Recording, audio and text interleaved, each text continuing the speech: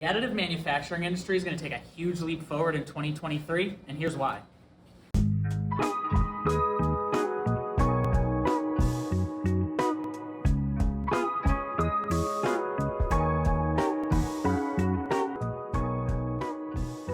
Innosek's identified 4 key areas that additive manufacturing is going to expand in 2023. These areas include new material innovations and copolymer blends, the increased adaptation into product fabrication and traditional manufacturing, the high growth within the aerospace manufacturing industry, and industry-wide consolidation. Companies like Formlabs, Materialise, BASF, Via Nano, and more are investing heavily into the development of new materials.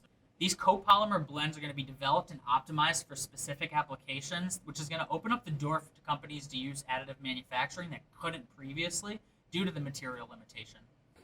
In 2022, 41% of traditional manufacturing companies were utilizing additive manufacturing in some sort of capacity. These traditional manufacturing companies are not only able to benefit from the profitability, efficiency, and productivity that additive manufacturing will bring to their work center, it's going to help them solve their largest challenge that they had the past few years, and that's the workforce. By making an investment in additive manufacturing technologies, these companies are able to reach a younger demographic of workforce and get them excited to get into the trades again. The global aerospace additive manufacturing industry is massive and booming.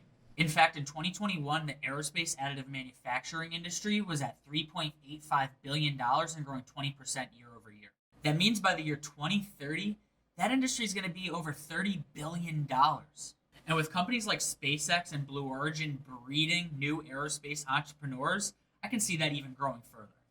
With the legendary merger of Ultimaker and MakerBot in 2022, these industry pioneers are going to be bridging the gap between slicer and 3D printing production. This is going to make it so much easier for companies to utilize additive manufacturing.